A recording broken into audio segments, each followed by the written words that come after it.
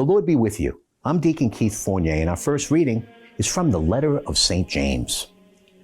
Anyone who is wise or understanding among you should from a good life give evidence of deeds done in the gentleness of wisdom. But if at heart you have the bitterness of jealousy or selfish ambition, do not be boastful or hide the truth with lies. This is not the wisdom that comes from above, but earthly, human, and devilish. Wherever there are jealousy and ambition, there are also disharmony and wickedness of every kind. Whereas the wisdom that comes down from above is essentially something pure. It is also peaceable, kindly, and considerate. It is full of mercy and shows itself by doing good. Nor is there any trace of partiality or hypocrisy in it. The peace sown by peacemakers brings a harvest of justice. And our response is taken from Psalm 19. The precepts of Yahweh are honest, joy for the heart. The commandment of Yahweh is pure, light for the eyes. The fear of Yahweh is pure, lasting forever. The judgments of Yahweh are true, upright, every one more desirable than gold, even than the finest gold. His words are sweeter than honey that drips from the comb. In a reading from the Holy Gospel according to St. Mark. As they were rejoining the disciples, they saw a large crowd round them, and some scribes arguing with them.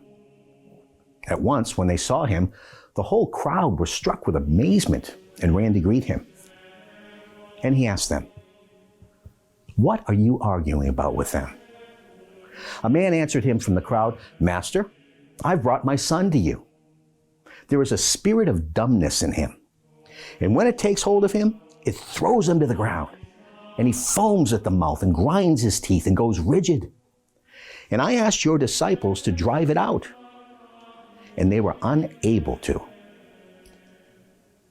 In reply, Jesus said to them, "Faithless generation, how much longer must I be among you? How much longer must I put up with you?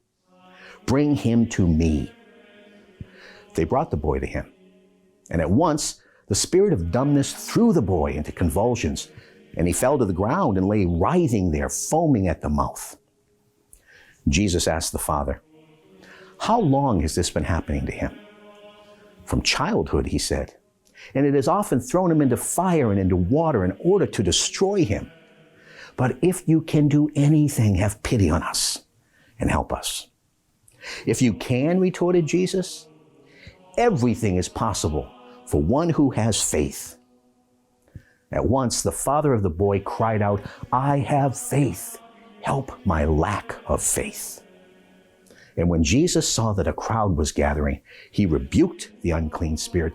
"Deaf and dumb spirit," he said, "I command you, come out of him and never enter him again."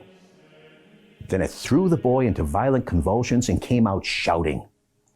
And the boy lay there, so like a corpse, that most of them said, "He is dead." But Jesus took him by the hand and helped him up, and he was able to stand. When he had gone indoors, his disciples asked him, when they were by themselves, "Why were we unable to drive it out?" He answered, "This is the kind that can be driven out only by prayer." The Gospel of the Lord.